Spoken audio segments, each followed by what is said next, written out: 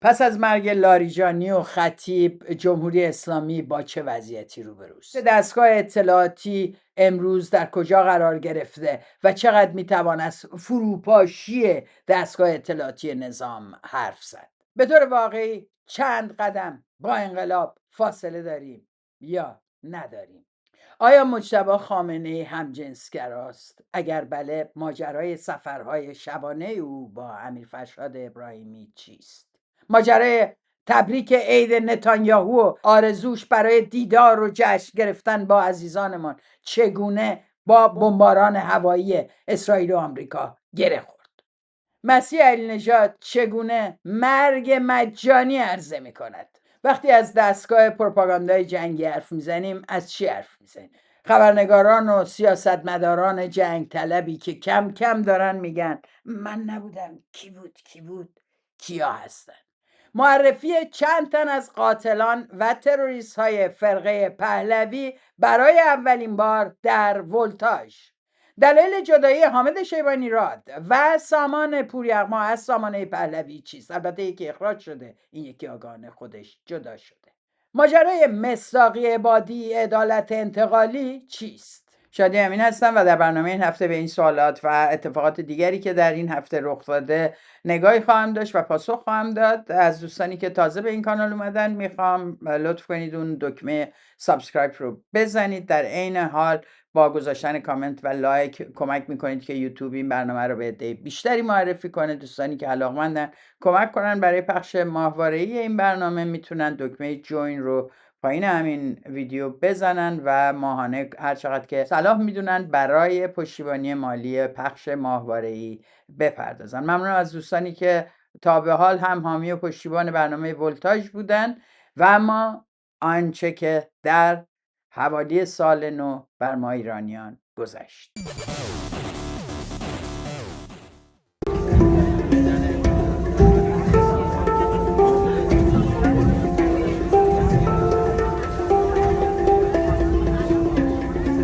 امسال عیدی نداشتیم.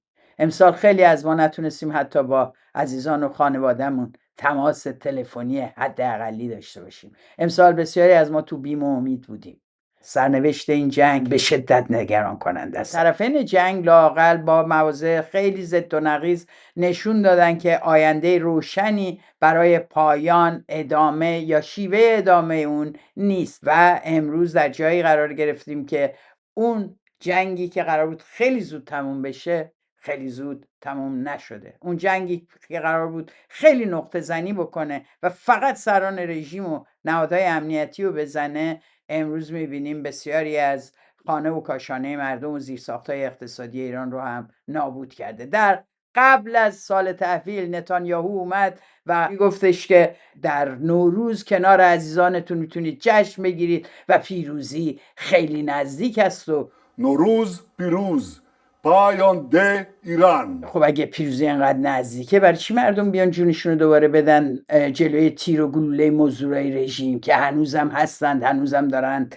میکشند و میبندند و میبرند؟ این تناقض بزرگ رو نتانیاهو جواب داد. روز عید هم آمریکا هم نتانیاهو به نقاط مختلف در شهرهای مختلف حمله کردند. یعنی حتی مردم آرامش نشنیدن صدای بمب‌های اینها رو برای یک روز هم نداشتند. حالا امروز البته میگن که 7000 تا تو جنگ کشته شده، معلوم نیست چقدرش غیر نظامیه و چقدرش نظامیه، ولی با این سلطنت طلبا که بحث میکنی اولین پاسخشون اینه که خود جمهوری اسلامی که در 2 روز 40,000 تا رو کشت. بعد تازه میفهمیم که این عددها به چه کارها که نمیآیند. آن جانها هر چند نفر که باشند با این بازی با عددها از 40,000 و 50,000 و 60,000 و 100,000 به چه کارها که نمیآیند. قراره که فعلا تا 40,000 و 60,000 و 100,000 در قیاس و کشتار دی مشکلی نداره. یکی از مقامات امنیتی اسرائیل اومده با ایران اینترنشنال مصاحبه میکنه. So when can there be a turning point for the people of Iran where they can once again be safe to rise up against the regime? I think it's a matter of weeks. در واقع نهادهای نظامی و انتظامی و پایگاه های اینا رو داریم میزنیم، آنجوری میزنیم که مردم ایران بتونن دیگه بیان و خیلی ساده بتونن جمهوری اسلامی رو سرنگون کنن. باید صبر بکنید تا ما بگیم کی وقتش میشه. یعنی فراخوان بعدی شاهزاده رضا پهلوی رو اول مقامات امنیتی اسرائیل و نتانیاهو تأمین میکنن و بهش میگن حالا پیام بده، بگو بیان بیرون، وقتشه. ما تنها ملتی هستیم که برای یک انقلاب ادعا میشه که نیاز داریم که بیان و بزنن و دولت رو تا این حد تضعیف بکنن، باز ما نتونیم انقلاب کنیم، انقدر کمک بخوایم، کمک‌های البته بشردوستانه، و این کمک به صورت بمب به مردم اعطا میشه. ولی من نمیدونم کی وقت انقلابه برای این هوادارهای پهلوی. این همه از سران رژیم رو کشتن، این همه پایگاه زدن، به قول خودشون تمام دم و دستگاهش نابود شده. خب بریزید انقلاب کنید. چرا نمیتونید؟ سازماندهی ندارید. نکته‌ای که مدت هاست داریم میگیم. لاریجانی هم مرد، یعنی لاریجانی رو هم زدن، خطیب هم زدن، وزیر اطلاعات و غیره. یعنی هر کیو اسم میبرین در شرایط عادی اگه اینا میمردن، کل این جنبش، کل اپوزیسیون خوشحال میشد و اینو به عنوان تضعیف رژیم ازش اسم میبرد. چند تای دیگه اینا رو بزنن که شما بگی الان وضعیت برای تصاحب قدرت آماده است. شما علت این که نمیرسید به اون نقطه اینه که تعریفی که از انقلاب گذاشتید تو دستور کارتون و تمام مدت از طریق رسانه پروپاگانداتون به خورد مردم دادید فرمول غلطی است. فرمول جنگ فرمول انقلاب نیست. فرمول زدن با موشک و منتظر موندن برای اینکه همه جا رو بزنه، پهپاداش بیاد. اما رضا پهلوی فکر میکنه که قراره بیاد به قدرت برسه و این قدرت رو بدون بمب افکن آمریکایی و جنگنده اسرائیلی نمیتونه کسب بکنه. چرا؟ چون نیروی داخل کشور رو نداره، چون مردم پشتش نیستن. و الا دوستان عزیز، انقلاب نیازی به این همه موشک و جنگ نداشت.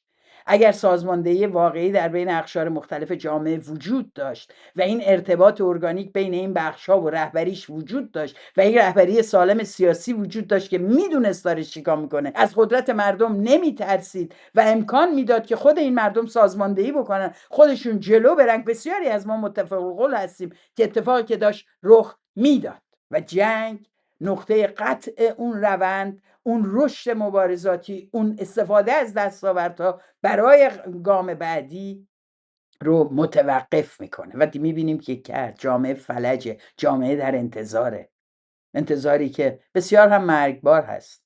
و این توهم رو فروختن که جمهوری اسلامی همینجوری کارش تموم میشه و سازماندهی و قدرت مردم رو از تمام این معادلات حذف کردن. اون چیزی است که جنبش و اختیار مردم رو از صحنه خارج میکنه و اختیار رو میده دست نتانیاهو که کی بگه مردم بیان تو خیابون و رضا پهلوی اینو از طریق ایران اینترنشنال مخابره بکنه و بعد اون اتفاق بیفته که البته معلوم نیست مردم بعداً درش چه نقشی بازی بکنن یا فقط مصرفشون تا جایی است که نتانیاهو بخواد.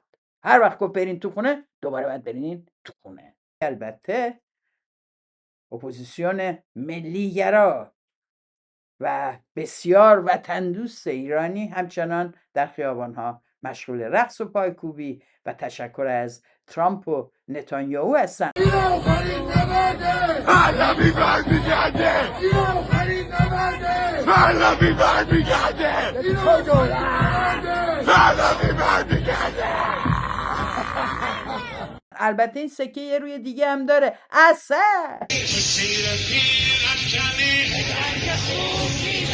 عسل اخوان، سارا لاریجانی. دلم قرصه به بچهای نیروهای دفاعیمون، به بچهای سپاه، به بچهای ارتش. تاها روایت خودمون رو بگیم، سعی کنیم نقشی ایفا بکنیم. در چی؟ در این که همین مفهوم خیلی ساده، این که این یه جنگ علیه ایران و مردم باید پشت نیروهای دفاعی باشن. بفهمیم که این یه دفاعی میهنیه. اون یکی سارا، اون یکی پریسا، اون یکی اشکان و 10 دیگه‌ای که شاید ما اسمشون نمیدونیم. اینا اونایی هستن که در مقابل اینایی که تو خیابونا میزنن میرقصن اونوریشن. تعادل که ندارن، هر دو طرف میبینید. اینوریاش میگن دفاع میهنی و بند و بساط و بستن و بعد از سالها حضور در خارج از کشور و دهن گشادی که فقط بلد بودن منزه طلبی کنن و به این و اون فوش بدن و با جست مبارزه علیه جمهوری اسلامی از موضع بسیار رادیکال وارد میدان شدن و البته بعضی از دوستان چپم فریب خورده بودن و فکر کردن اینا چه انقلابیون مبارزی هستن، جوان مبارز علیه فاند و باند، و امروز سر از ایران در میارن و پشت جمهوری اسلامی با هشتگ دفاع میهنی میرن وامیستن اونجا و صحبت از جنگ رمضان میکنن و دعا میکنن برای رهبری و همه این حرفا. این همون بخشی هستش که عین اون سرشون علی علیزاده از حول حلیم اونا از اون طرف افتادن تو دیگ. دقیقاً دفاع از جمهوری اسلامی با تمام ارکانش، اتفاقی که به زیاد هم دور از انتظار نبود. در جنگ 8 ساله ایران و عراق هم بسیاری قش کردن، سر از پشت خمینی در آوردن وقتی که تحت عنوان حمله خارجی به کشور یاد خاک ایران افتاده بودن و جمهوری اسلامی رو هم نمایندش میدونستن. حتی رضا پهلوی هم، من وقتی که در نیرو هوایی ایران دوره میدیدم، زمان جنگم برای دفاع از خاک مملکت رفتم. یعنی رضا پهلوی با عسل اخوان هیچ فرقی نداره، رضا پهلوی با اون تاها هیچ فرقی نداره، فقط اون دوره تاها نبود. رضا پهلوی که بود که نامه بده بگه من حاضرم بیام و در مقابل دشمن خارجی بجنگم. خب اینا هم همون نظر رو دارن، همون نظر مثل اون موقع اونو دارن، هنوزم بهش افتخار میکنه. به عنوان خلبان میام و زیر پرچم جمهوری اسلامی و زیر نظر فرماندهان سپاه و بسیج و کمیته و همه اون چیزایی که اون موقع بودن حاضرم خلبان باشم و بجنگم. همین حس و این تاها و ماها و اینا دارن که الان میرن، دقیقاً با همین حس.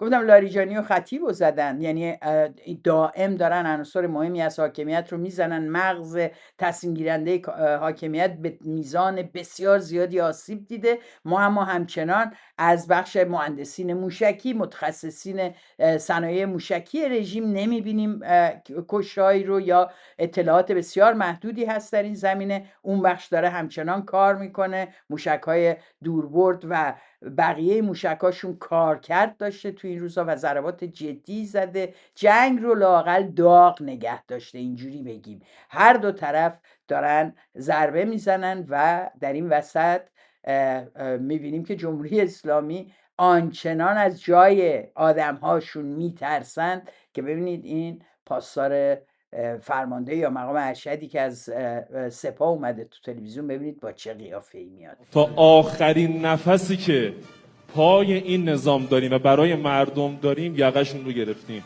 یعنی واقعا وحشتی که اینا امروز از حتی مردم کوچه خیابون دارن و الا میتونه صورتشو نشون بده، معلوم نبود چی کار از کجای دنیاست. این تصاویری هم که میبینین از روستای اربکله هستش، جایی که سعید آقاجانیو که فرمانده یگان پهپادی هوافضای سپاه بوده رو زدن. برای این آدم دولت آمریکا سال گذشته 10 میلیون دلار جایزه تعیین کرده بود و یکی از شرایطش این بودش که به شکل امن فرد رو خارج بکنن از ایران اگه اطلاعاتی داشته باشه و او رو به آمریکا ببرن، اقامت بدن بهش و 10 میلیون دلار. هر کی این جایزه رو برد حقش بوده. در این شرایط اینا دارن هنوز اما حکومت میکنن، هنوز دکمه پرتاب یک موشک رو دستورش رو میده، هنوز دستور اعدام زندانیان سیاسی رو میده.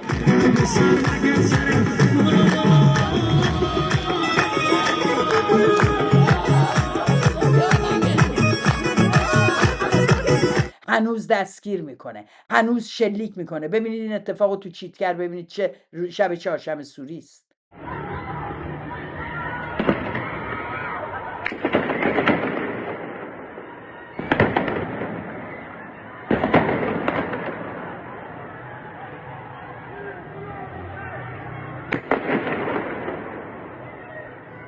این مراد ویسی اومده در برنامه در اینترنشنال میگه که یک اتفاق جدید افتاده، یه اتفاقی که از مرگ خامنه‌ای مهمتره، یه اتفاقی که اصلا شما نمیتونین حدس بزنین. بعد ادامه میده میگه در چهارشنبه سوری پهپادهای اسرائیلی نیروهای سرکوبگر بسیج و یگان ویژه رو که در بعضی از محلات میخواستن به تجمعهای شاد و رقص مردم برای چهارشنبه سوری نزدیک بشن هدف قرار دادن.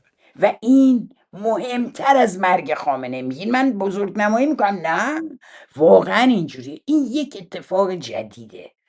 میخواد چی نتیجه بگیره؟ میخواد بگه که مردم انقدر تضعیف شده اینو کردن اما دیگه نترسین، تا شما پاتونو بذارین تو خیابون پهپاد نتانیاهو بسیجی‌ها رو میزنه و در واقع عین اون کمک در راه هست 18-19 دیما دوباره دارن قول پهپادهای اسرائیلی رو این بار به مردم میدن. تلویزیون اینترنشنال واژه جنگ هم مدتی استفاده نمیکنه. مدتی پس از کمک بشردوستانه اسرائیل و آمریکا در حمایت از جنبش مردم عملیاتی رو شروع کردن. این اسم موشک انداختن و بمب انداختن رو سر مردمه. جمهوری اسلامی هم که تبلیغاتش معلومه، نه هیچ تکون خورده، نه هیچ مشکلی داره. یکیشون میاد میگه دستگاه سرکوب کاملا نابود شده. ببینین مهدوی آزاد میگه این در حقیقت انهدام تشکیلات اطلاعاتی رسمی جمهوری اسلامی است. دم و دستگاه اطلاعاتی، تمام وزارتخونه ها، دم و دستگاهش، حتی میگه پرونده ها، یعنی پرونده های دیجیتال هم میگه تو کلاود مثلا نابود شده. همه چی نابود شده. اون یکی میاد میگه تضعیف شده. اون یکی میگه برید تو خیابون و اسرائیل پشتتونه. دائم میگن پیروزی نزدیکه و مردم میشنون.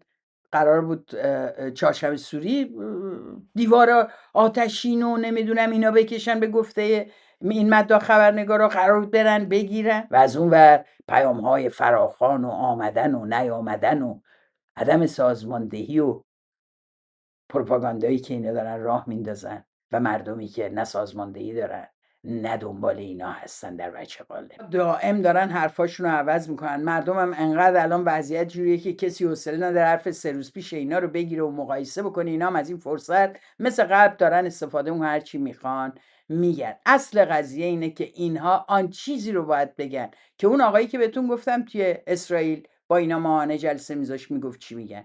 یعنی تبلیغات وزارت دفاع اسرائیل و آنچه که دولت نتانیاهو میخواد از سوی اینها داره به زبان آورده میشه.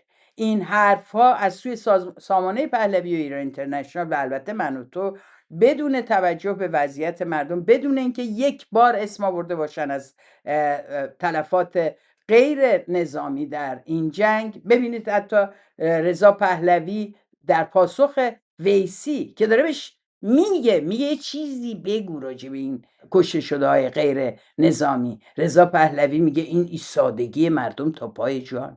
در جریان این کمکی که آمریکا و اسرائیل دارن به مردم ایران میکنن برای سرنگونی جمهوری اسلامی و وضعیتی که پیش اومده به لحاظ نظامی که محصول سیاست‌های نادرست جمهوری اسلامیه، خیلی از هموطنهای غیر نظامی ما هم به هر حال در وضعیت نامناسبی هستن. بعضی از هموطنها و هم میهن‌های ما هم کشته و مجروح میشن.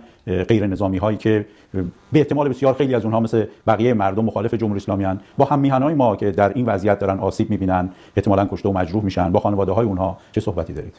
ببینید این از خودگذشتگی تا پای جان نشونه اون شهامت، اون دلیر بودن، اون چیزی که در خصلت هر ایرانی آزاده و میهن پرستی هستش که حاضرن حداکثر فداکاری ممکن رو برای اینکه برسن به اون آینده انجام بدن. یعنی حتی نمیپذیره بگه من متاسفم از این وضعیت، من متاسفم که هموطنانم در این جنگ دارن خیلی هاشون خونه و زندگیشونو و جانشون رو از دست میدن. حتی این رو نمیتونه به زبون بیاره. همه اینها اما باعث یک پیام از سوی این سامانه نمیشه، چون الان موقعیت چیز دیگه ای رو بهشون میگه. اینا منتظر اون چراغ سبز نتانیاهو هن که بگه تا اینا فراخوان بدن و مردم بیان تو خیابون تا ببینیم چه شود. در این اواسط توی چند روز گذشته موضوع حمله آمریکا به خارک خیلی مطرح شد. وزیر خزانه آمریکا هم برگشت گفت laser focused on it. As I said, there was a bombing campaign last week. The military assets on Khark Island were destroyed, and you know we will see what happens with whether that eventually becomes a U.S. asset.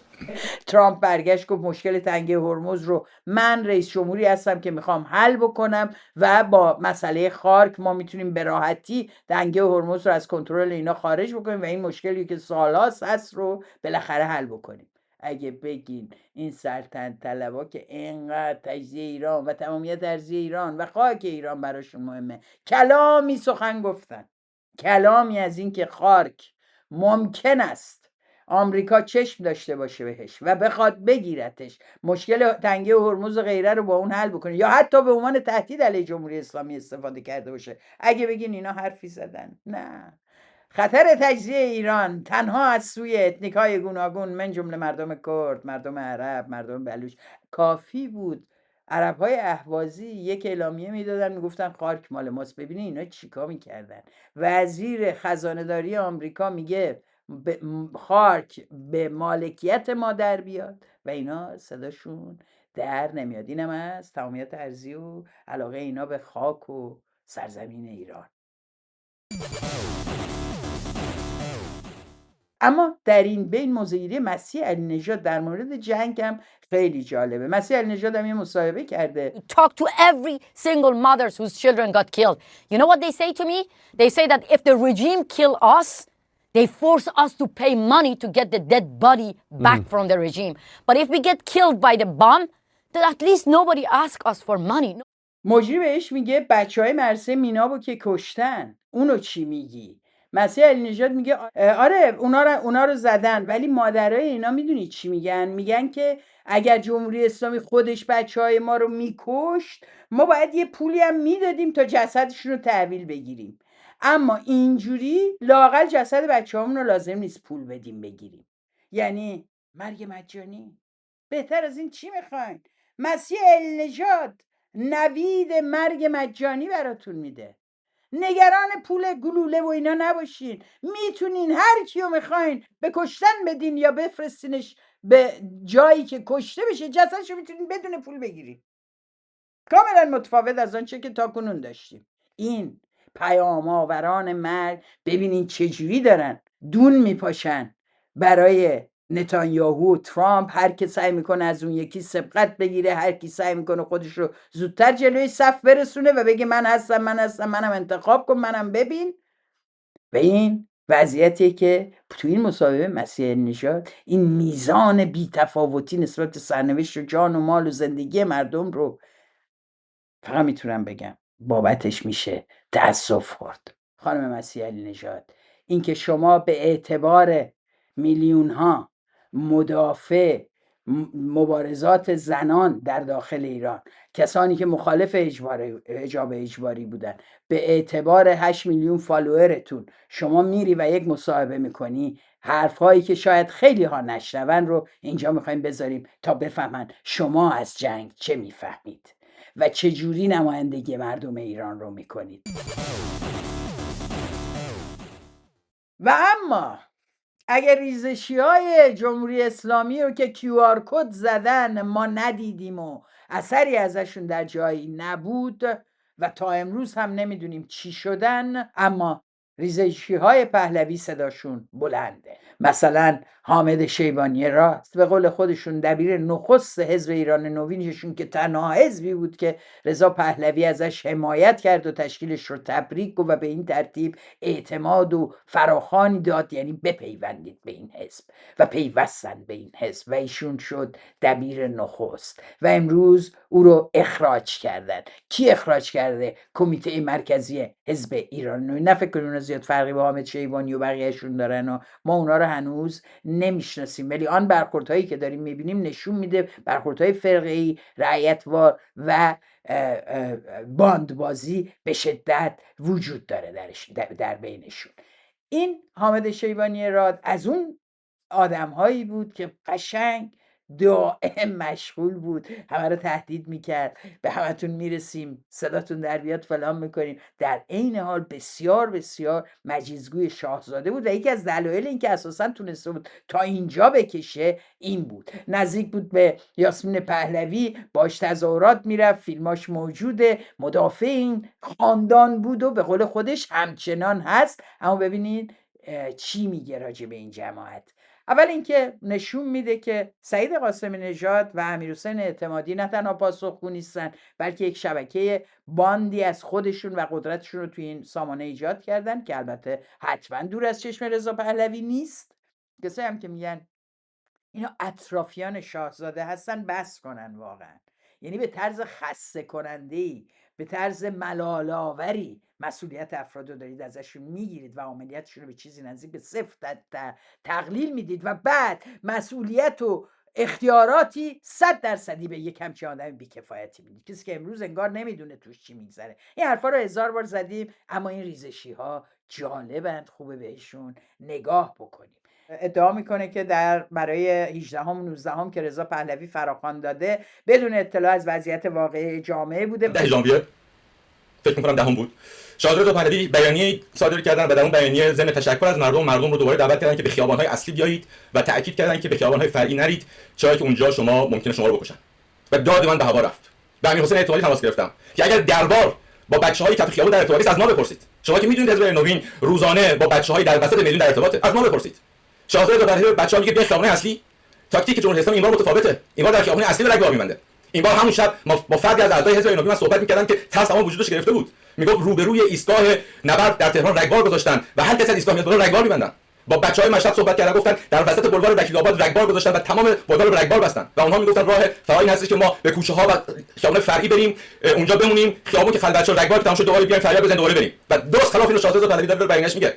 ولی می‌بینیم که حامد شیبانی میادش 20 از همین تاکتیک در مصاحبه با تلویزیون ایران اینترنشنال در اون موقع دفاع می‌کنه. شاهزاده اینجا اشاره داشتن که شما بهتر هستش که به خیابان‌های اصلی برید، با هم دیگه باشید، دست هم بگیرید، گروه‌های بزرگ تشکیل بدید، از کوچه‌های فرعی فقط برای فرار استفاده بکنید، نه اینکه در اونجا تجمع کنید. یعنی ایشون در لحظه‌ای که به خاطر حفظ جون مردم میبایستی دهنش رو باز میکرده، منافع حزبی و تشکیلاتیش باعث میشه بیاد و بیرونی کمک بکنه به یک روایت دروغ از اتفاقات ایران. یعنی شریک جرمی در ایجاد توهم، شریک جرمی در فروختن این دروغ و فریب به مردم. و اینجاست که در واقع حامد شیبانی راد خودش رو به نظر من بی‌اعتبار میکنه و نشون میده مثل اونا قابل اعتماد نیست. البته میگه که این حرفا رو نمیخواسته بزنه، میخواسته وایسه فردای آزادی خصوصی به شاهزاده بگه. حرفایی است که در نظر داشتم پس از سرنگونی جمهوری اسلامی خصوصی با شاهزاده رضا پهلوی در میان بگذارم.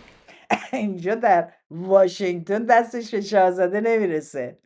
فکر کن بره جایی که اینا صاحب قدرتن و دوروبر نگهبانا دم و دستگاه دستگیری و غیره داره. ببینید اینجا این حرفا رو زده باهاش چه رفتاری میکنن. این نمونهشه. من خودم هر جا ببینمت اون انو که مثل بو علی بو گرفته میمالم به سر صورتت. امثال تو داخل ایران مثل اون سفاست هیچ جایگاهی نداری. یعنی یک همچین آدمی که تا روز آخر داشته از اینا همین الانش هم دفاع میکرده و براشون تبلیغ میکرده رو ببینید چیزی باش رفتار میکنن. این فکر میکنه بعد از اینکه ساواک تشکیل دادن اومدن سر کار کسی اینو اصلا آدم حساب میکرد که باهاش حرف بزنه یا راش بدن بره در دربار، به قول خودش دربار درست شه اینو ببرن تو بشتونه خصوصی به رضا پهلوی بگه. نکته دیگه در مورد 120,000 تا QR کدی یا ریزشی های رژیمه. حامد شیبانی راد ادعا میکنه و اونقدر نزدیک بوده به این سامانه که بتونه این ادعا رو بکنه. شاهزاده رضا پهلوی به درستی از تعداد افرادی که اون سامانه‌ای که تهیه کردن رفتن و ثبت نام کردن صحبت کردن و 120,000 نفر اونجا ثبت نام کردن و گفتن که 120,000 نفر نیروهای ریزشی نظامی به ملت پیوستن. اما مشکل اینجاست و این نشون دهنده ضعف تحلیلی کسانی هست که به شاهزاده رضا پهلوی تحلیل ارائه میدن و اعداد ارائه میدن. شما نمیتونید روی 120,000 نفر به صورت خام تکیه بکنید، اعلام بکنید، توقع بسازید که بعد اون توقعی که ساختید و چون برآورده نمیشه و نمیتونه بشه تبدیل بشه ضربه خوردن به شاهزاده رضا پهلوی به حرفی که زده. اون اعداد باعث آنالیز بشه. چطور؟ در حزب نوین و کمیسیون انقلاب ما با تعداد زیادی از افراد از درون ایران مواجه شدیم که درخواست عضویت و همکاری دادن. آیا اگر من بخوام گزارش بدم باید بگم هزار نفر از درون ایران با ما همکاری میکنند؟ نه. چند نفر از اینها فعال هستن؟ چند نفرشون نفوذی رژیم هستن؟ چند نفرشون اومدن ببینن چه خبره؟ چند نفرشون خارج از ایران هستن؟ در همون 120,000 نفر چند نفرشون حتی از قاتلان بچه‌ها هستن که اومدن اسمشون نوشتن که بعد که برگشت میگن ما از ریزش‌ها بودیم ولی امروز تفنگ به دستن. شما وظیفه پس اینها رو تشخیص بدید که این که اسم نوشته همین دیروز در حال کشتن بچه‌های ما بود برای راهی برای فرارش اون روز باقی گذاشته. چجوری راستی آزمایی کردید این رو؟ میگه که 120,000 تا رقم واقعی است، اما هیچ کدوم از اینا چک نشده، هیچ کدومشون پرونده هاشون رعایت نشده. میگه ما امتحان کردیم و میدونیم پاسخ هیچ کدوم رو هم ندادن، به کسی جواب داده نمیشه. از این 120,000 تا هیچ کدوم چک نشدن و راستی آزمایی نشد. حامد شیبانی راد یه نکته مهم دیگه ای رو میگه که البته خطاب به اعضای حزبشون هست، به قول خودشون هموندان حزبیشون هست، به اونها توضیح میده که وقتی دعوت شده بوده به یه کنفرانسی در اسلو، اونجا چون یه عده به قول اینا تجزیه طلبها و گروه های قومی بودن، سامانه به این اجازه رفتن نمیده. اعضای کمیته مرکزی با بی‌بصیرتی سیاسی، بذارین صحیح بگم، با بی‌بصیرتی سیاسی میخندیدن و میگفتن که اینها رو جدی نگیر، اینها که چیزی نیستن، طرفداری ندارن، اینا یه مش بزرگویی هستن در کوهستان. دقت کردین واژه بزرگویی از لاتایی تو خیابون و سایبریای به قول رضا پهلوی طرفدار حاکمیت نمیاد. این از اعضای کمیته مرکزی حزب نوین ایران دوستان داره در میاد. به بخشی از مردم ایران میگن بز کوهی چون کردن و اونجا کوهستانیه. این حرفایی است که حامد شیبانیراد میزنه. مفصلتر میشه بحث کرد راجع به اساساً روانشناسی این شیوه حضور خود او و عکس‌العمل سکوت این سامانه که به یکی از بحران‌های درون یکی از بزرگترین حزب مدافعش چنین رفتاری رو نشون میده. به نظر میاد که براشون حامد شیبانیراد زیادی اسمش تو این حزب مطرح شده بوده، یه جاهایی هم غر میزده مدعی‌تر از برخی دیگر بوده و قرار بوده که جلوش گرفته بشه. البته من همینجا از حامد شیبانیراد عذرخواهی میکنم چون گفته بودی اجازه بدید من همینجا بگم که پهلوی ستیزها و دشمنان ایران اجازه ندارن که از این صحبتایی که من میکنم کوچکترین استفاده بکنم. من خیلی عذرخواهی میکنم، من سعی میکنم استفاده بهینه بکنم اولا. دوما منو نذارین تو کاتگوری پهلوی ستیزا. من کل سامانه پهلوی رو باهاش میجنگم، نه فقط خود شخص پهلوی، یعنی شامل شما هم میشه آقای شیبانیراد. اما این تنها مورد ریزش نیست. عده زیادی از سلبریتی هایی که در اینستاگرام به ویژه تبلیغ رضا پهلوی میکردن، نمیخوام اسم بیارم برای اینکه حملات این وحوش سایبری سلطنت طلب میتونه شامل حالشون بشه و من فکر میکنم که حقشونه که آدم لااقل از این لحاظ حفظشون بکنه. ولی اینها پس از موضع‌گیری های رضا پهلوی در مورد 18 و 19 دی ماه سوالات زیادی براشون پیش اومده بود و بعداً در مورد جنگ و پس از اون عدم تسلیت برای کشته شدن بچهای میناب و موضع‌گیری های دیگه مشابهش جدا شدن ازش و علیهش موضع گرفتن. یکی از کسایی که جدا شد از سامانه پهلوی سامان پوریغما هستش که اگه یادتون باشه در مونیخ سخنرانی داشت. او از آسیب دیدگان چشمی جنبش زن زندگی آزادی هستش. در انتقاداتی که مطرح میکنه به درستی اولا ما میبینیم چقدر تلاش داره نشون بده که این جداییش دلایل واقعی داشته، این دلایل رو بارها مطرح کرده، اینها کمالی کردن بهش. ماها جواب پیاماشو نه امیرحسین اعتمادی میداده نه اون آقای پرستا از مونیخ سیرکل، هیچ کدوم اینا جواب سوالات و مسائلی که مطرح میکرده. من جمله یکی از انتقاداتش این بوده آخرین ضربه‌ای که به اعتماد ما خورد همین کنفرانس مونیخ. آقا برید بپرسید چرا، برید پاسخگو کنید. یعنی چی به همه انگ میزنید؟ یعنی چی همه رو میچسبونید به جمهوری اسلامی؟ 2 تا انتقاد کردیم، فضا جوری شده سامان مجاهده، سامان از جمهوری اسلامی بیت کوین گرفته. بابا شماها نبودید، من داشتم فعالیت میکردم. من اگه میخواستم بیت کوین بگیرم تو ایران میگرفتم، چشمم هم کور نمیشد. ما اومدیم تو کنفرانس مونیخ برگشتیم گفتیم آقا چرا آخوند مهدی نصیری، تازه اینم نگفتم ها، این یکی از انتقاداتم بود که نگفتم، چرا آخوند مهدی نصیری باید بیاد اون بالا صحبت بکنه، من ایستاده براش دست بزنم؟ آقا بین ما و اینا دریای از خون مگه فاصله نبود؟ چرا من باید بلندشم واسه مهدی نصیری دست بزنم؟ آدمی که 2 تا سمت انتصابی از خامنه ای گرفته، آدمی که کنار خامنه ای 4 تا صندلی اونورتر خامنه ای میشسته. آخه مگه من بچه محصلم؟ آخه مگه همینجوری الکی هر کی از رژیم برگشت هر کی پشیمون شد؟ آقا من خودم گفتم کسی که به چشم من تیر زده میبخشمش، ولی نگفتم بیاد اپوزیسیون بشه برا من.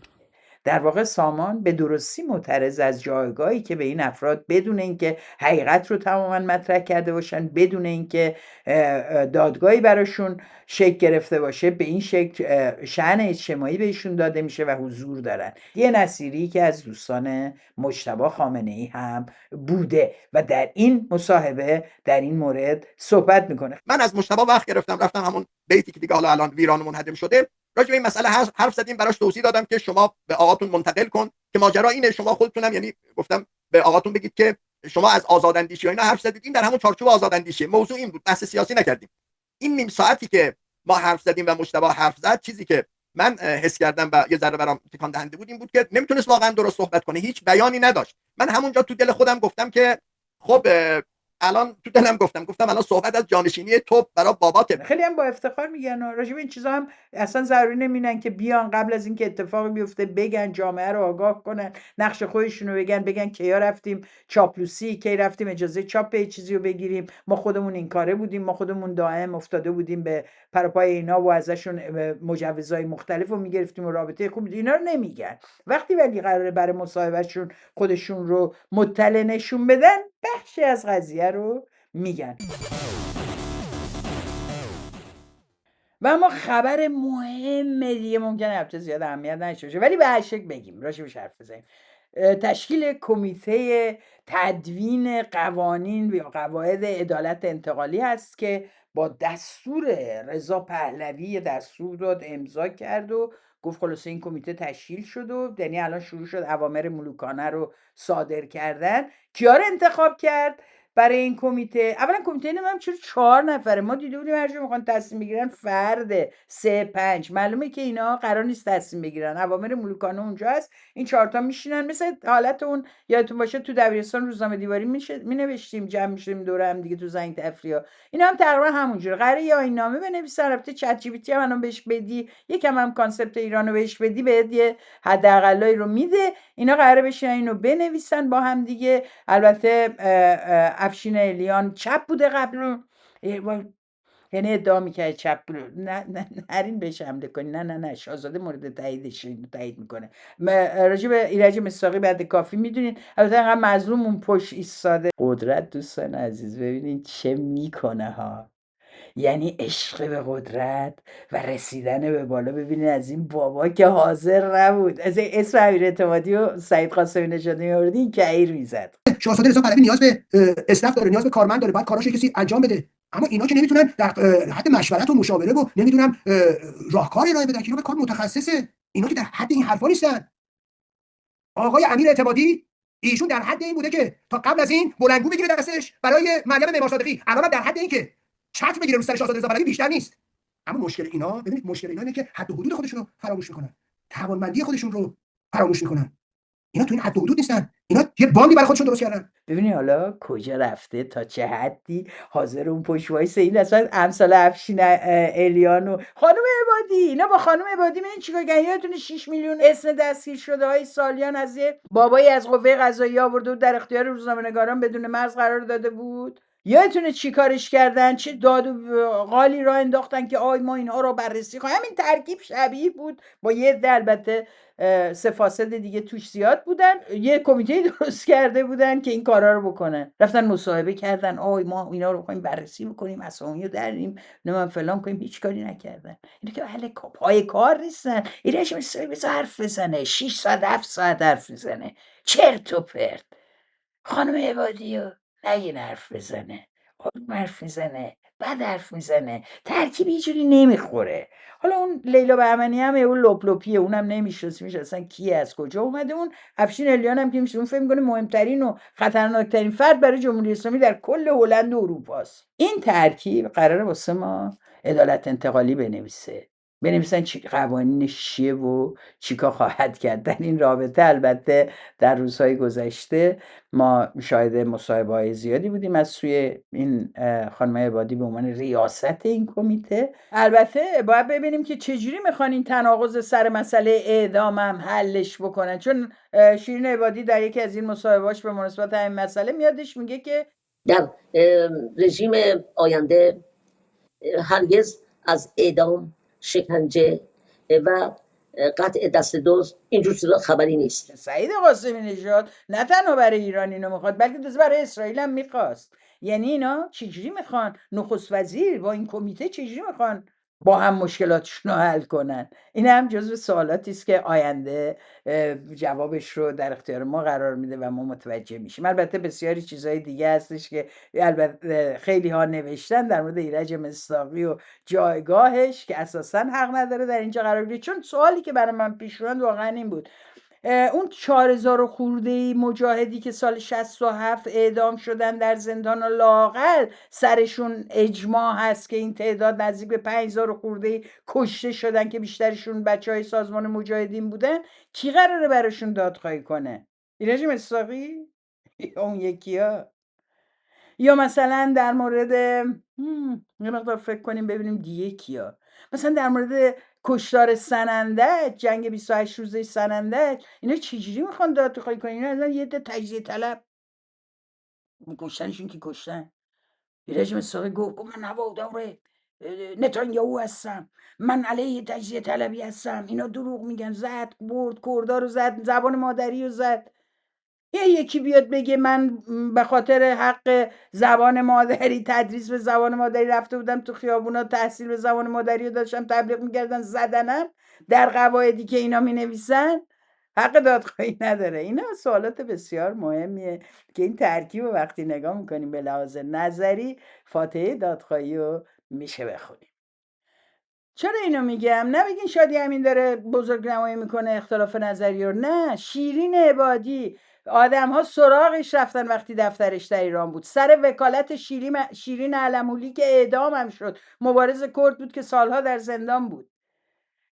خانم عبادی گفت من قبول نمیکنم چون این تروریسته. خب این آدم ها در یه جلسه بود بحث 67 که شد، خانم عبادی غیبش زد، ایرج مصداقی هم نشسته بود، هم فهمیدن چرا. خب اینا سواله چجوری میخوان به این قضیه رسیدگی کنن وقتی قربانیان اون موضوعات رو، قربانی شدنشون رو به حق میدونن.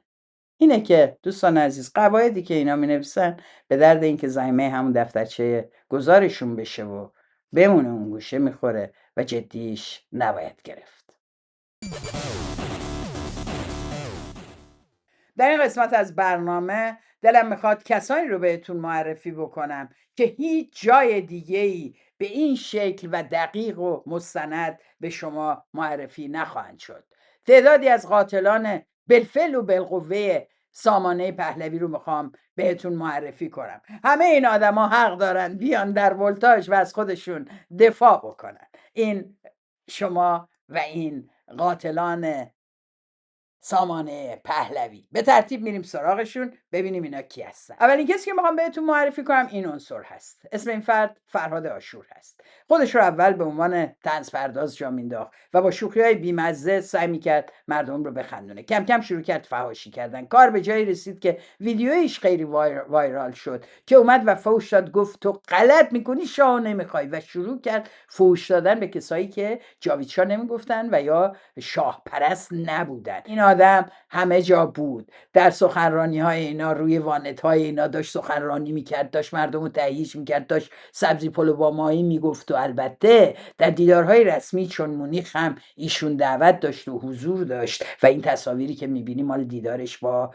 رضا پهلوی است. از کسانی است که نزدیک است به حلقه نزدیکان رضا پهلوی و البته این ویدیوش هم با هم ببینیم. اسمش سید مریم نبیه. دیروز ساعت 5:30 صبح دیگه ناپدید شد، ولی جاش امنه پیش بچه‌های ماست. زمانی که گرفتنش بچه‌ها با ماشین خودشونو بردن به اون محلی که باید می‌بردن. این عکسو که اینجا میذارم داشت استوری میذاشت. این خودش نیست، این خواهرشه. به گفته خودش خواهرش رفته بود براش دعا بکنه. امروز صبح زنگ زدم به من، بهش گفتم 3 از بچه‌های ما رو اعدام کردن، نظرت چیه؟ البته نمیتونه حرف بزنه، دیگه قدرت تکلم نداره. بهش گفتم میدونی دیگه امروز آخرین روزیه که نفس میکشی، آخرین روزیه که نفس میکشی، چه احساسی داری؟ نگاه کرد بهم ولی نمیتونه حرف بزنه، ولی من تو نگاهش پشیمانی هم ندیدم. به خاطر همین میدونی بهش چی گفتم؟ بهش گفتم دمت گرم، پای آرمانات وایسادی. به بچه‌ها گفتم قطع کنید، فردا ایدیتون رو میدم. بدرود. به نظر میادش که این ویدیو رو در حالت عادی نمیتونه یکی بذاره، واقعا جرمی رو مرتکب شده و داره برای ما تعریفش میکنه. ما اصلا نمیدونیم ابعاد این قضیه سیاسی است یا غیر سیاسی. معلوم نیست چیکار کرده بوده، جاوید شاه نگفته بوده، علیه این چیزی نوشته بوده یا درگیری دیگه ای داشتن و این داره برای ما تعریف میکنه. اما پشیمانی و واژه‌هایی که استفاده میکنه میتونیم حدس بزنیم که داره از یک درگیری سیاسی حرف میزنه و میگه که او تلفن رو قطع کردم و بچه‌ها گفتم بچه‌ها قطعش کنید، و یعنی گفتم که ترتیبش رو بدید، کارش را تمام کنید. جمعه عیدی ما به شما جنازه این زن است. بدرود. امروز جمعه است، الوعد وفا و سید مریم نبی همکنون که من دارم با شما صحبت میکنم ساعتی پیش به هلاکت رسید و به درک واصل شد. این ویدیو در فضای مجازی خیلی گشت، خیلی ها تو گروه‌های مختلف میفرستادن و میگفتن آیا نمیشه علیه ایشون اقدام حقوقی کرد؟ چرا میشه؟ ولی دوستان عزیز همه کاری که قرار نیست کردن چند نفر بندازیم. این ویدیو رو برید به شهری که احتمالاً ایشون در نوردراین وستفالن زندگی میکنه. حدس من اینه که در دوسلدورف هست. با افراد مختلف تا حالا بارها لایو داشته، باید بشناسنش، باید تلفنش رو داشته باشن، باید شهرش رو بدونن، باید برید به پلیس بدید و بگید ما با چنین موردی روبرو هستیم. این یک اعتراف به کمک در لااقل یک آدم ربایی است اگر یک قتل نباشه. این باید مورد بازجویی و پاسخ پلیس قرار بگیره. هوادار سلطنت و رضا پهلوی در آلمان، اینا آرزوشونه که قدرت ساواکی بودن رو داشته باشن و در فردای ایران این کارا رو خودشون با دست خودشون بکنن. نفر دوم، کسی که خودش را دکتر علیرضا ثمری مینامد. علیرضا ثمری کیست؟ علیرضا ثمری در ایران پزشک داخلی بوده، اومده بوده آلمان، یک کلینیک خصوصی باز کرده، بالای این کلینیک خصوصی زده بوده متخصص زیبایی. واژه یا عنوان متخصص زیبایی در آلمان متاسفانه حفاظت شده نیست، یعنی کسانی که پزشک باشن میتونن این واژه رو استفاده کنن، این عنوان رو استفاده کنن، اما بدون اینکه لازم باشه دوره‌ها یا رشته خاصی رو تحصیل کرده باشن. یکی از معضلات قانونی در آلمان هستش که دائم مطرح میشه. ایشون علاوه بر اما استفاده از این عنوان دکتر مد رو که در آلمان مهم هست که شما اگر دکتراتون رو نگرفته باشین در علم طب نمیتونین این عنوان رو یا این در واقع کوتاه شده عناوین رو دکتر مد رو استفاده بکنید و ایشون استفاده میکرده. 6 آگوست 2018 این علیرضا ثمری یه دختر 20 ساله رو ازش 9000 یورو میگیره که در واقع باسنش رو بزرگ بکنه، ازش چندین لیتر مایعات بدنش رو میگیره تا چربیش رو دوباره بازگردونه به بدنش، تزریق بکنه. در این تزریق آموله چربی میگیره و در این حال از کمخونی میمیره. بله درست فهمیدین، اون دختر میمیره. اما این تنها قتلی نیست که ایشون با بی ملاحظگی مرتکب میشه. در 2 جولای سال 2019 یعنی نزدیک به 1 سال بعد، یک زن 42 ساله رو با عمل مشابه، با خطای مشابه میکشه. بله میکشه. این 2 نفر میمیرن به دلیل خطای پزشکی ایشون. وقتی به حکم دادگاه نگاه میکنیم، حکم دادگاه عالی فدرال در مورد ایشون در تاریخ سال 2023 هستش که میگه 4 سال ممنوعیت اشتغال به حرفه پزشکی و در این حال پرداخت 26000 یورو به هر کدوم از کسانی که کشته شدن به عنوان خسارت. البته میدونیم که خسارت در اروپا و به ویژه در آلمان بسیار پایینتر است از اون چه که در آمریکا میشناسیم. اگه همین اتفاق در آمریکا میافتاد باید میلیون‌ها دلار بابت هر کدوم از اینها پرداخت میشد. یک شکایت دیگه ایشون ازش شد از سوی نظام پزشکی به دلیل استفاده از عنوان دکتر در واقع پزشکی و وکیلش ادعا کرد نه ایشون تو ایران چون پزشکی خونده حق داره از واژه دکتر استفاده کنه و اینا. قاضی گفت ببخشید وقتی میتونست استفاده کنه که یه آیر یعنی ایران هم جلوش میذاش که همه بفهمن که این پزشکیشو از ایران داره و نه از آلمان. تقاضای تجدید نظر میکنه در رابطه شکایت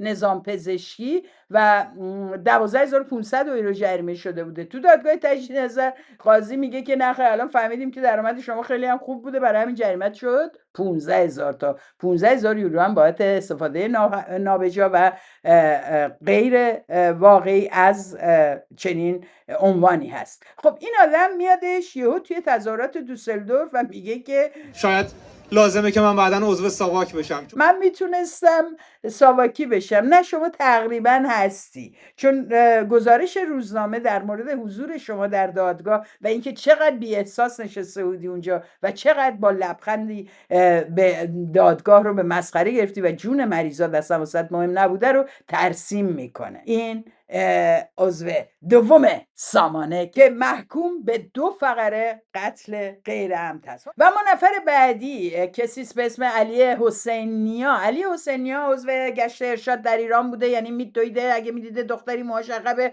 میپریدن، خانم‌ها رو میفرستاده ججا میگرفتن، از روشون رد میشده. همین کارایی که گشت ارشاد میکرده دیگه همه میدونیم، میزده، فوش میداده، وامیستاده، پخش میکرده، اگه کسی جمع میشدن جایی، همین کارایی که همتون میدونین. این آقای علی حسینیا رو حالا از کجا میشناسیم؟ من نمیگم، این خودش در یک مصاحبه با روزنامه فرانکفورتر آلگماینه زایتونگ و در اونجا خودش توضیح میده، میگه من جزو گشت ارشاد بودم، اومدم آلمان، الان چند سال اومدم، 4-5 سال اومدم. خیلی البته ادعای انقلابیگری میکنه که دیگه خلاصه یه روزایی شده بود که بعضیا رو میرفتم میگرفتم، بعد از تو زندان یه عده رو گفته میخوام زندان اینا رو منتقل کنم، همه این دانشجوهای بدبخت دستگیر شده رو ایشون گفته من میخوام ببرمشون به یه زندانی. آلمانیا باور میکنن برای کیس پناهندگی، ولی ما خب بالاخره یکم بیشتر میفهمیم و مناسبات رو میشناسیم. ایشون اینا رو در بازداشتگاه برمی‌داره میگه من دارم میبرم، صاحبم ندارن، بالاتر از اینم نیست، گشت ارشادی که برده تحویل داده همینجوری برمی‌داره اینا رو سوار ماشین میکنه میبره در یک کوچه بغل دستی، اینا رو آزاد میکنه، این لو میره، یه سربازی میفهمه و خلاصه این فراری میشه و 2 سال بعد از ایران میاد. حالا اصل واقعی چه بوده ما نمیدونیم، چون میدونیم یه سری از این اخراج و بیرون رفتن ها هم به خاطر اتفاقات دیگه ای بوده، دزدی، در واقع جرائمی که تو همون چارچوب قواعد خودشون مطرح بوده، یکی میدزدیده، یکی کم میزده، یکی زیاد میزده، یکی دستور گوش میکرده، یکی نمیدونم کارهای دیگه میکرده. ایشون هم به هر دلیلی 2 سال بعد از اینکه کارش تموم میشه ظاهرا گویا کاریش هم نداشتن، ولی بعد خارج میشه از ایران و میادش برلین. در برلین اما ساکت نمیشینه، این قهرمان مبارزه علیه بی‌عدالتی در ایران شروع میکنه یه نتورک و شبکه‌ای رو درست کردن از تمام کسایی که در این چند ساله است گشت ارشاد و نیروی انتظامی الان در اروپا و خارج از کشور هستن. اینا رو همه رو جمع میکنه و اینها همشون به سامانه پهلوی میپیوندن. عجب دستی، عجب گروهی، عجب آدمایی به هم بخور. بعد تعجب میکنید که این وضعیتشون. من که گفتم بارها، خودش داره میگه، من که گفتم اینا نصفشون بسیجی و آدمهای باندای لات درون ایرانن، امروز اومدن اینجا پناهندگی گرفتن با کیسای این چنینی و امروز هم در خدمت سامانه، میخوره به هم. اونجا در خدمت امام بودن، اینجا در خدمت ایشان. این نفر هم در سامانه وجود داره. میزان قتلا و بقیه شما نمیدونیم. اگه ایشون با همین صداقت جواب سوالاتی رو که مردم ازشون دارن از دوره کارشون در گشت ارشاد پاسخ این سوالات رو بدن، رو به حقیقت روشن شدن حقیقت در رابطه روزهایی که لااقل ایشون در خیابان‌های تهران و جای دیگه گشت میداده بپردازن، میتونیم در مورد اینکه چند فقره قتل هم ایشون درش سهیم بوده حرف بزنیم. اطلاعاتمون در این مورد بسیار ناکافی و محتاج شنیدن حرفای خود ایشون. قاتل دیگری که قصد قتل داشت اما موفق نشد، در واقع بغل راننده این ماشینه که در استرالیا در سیدنی دنبال اتوبوس این تیم فوتبال زنان افتاده و میزنن بهش. Go honey go. They don't want us to go. Don't listen to them. Fuck them. Pass them honey.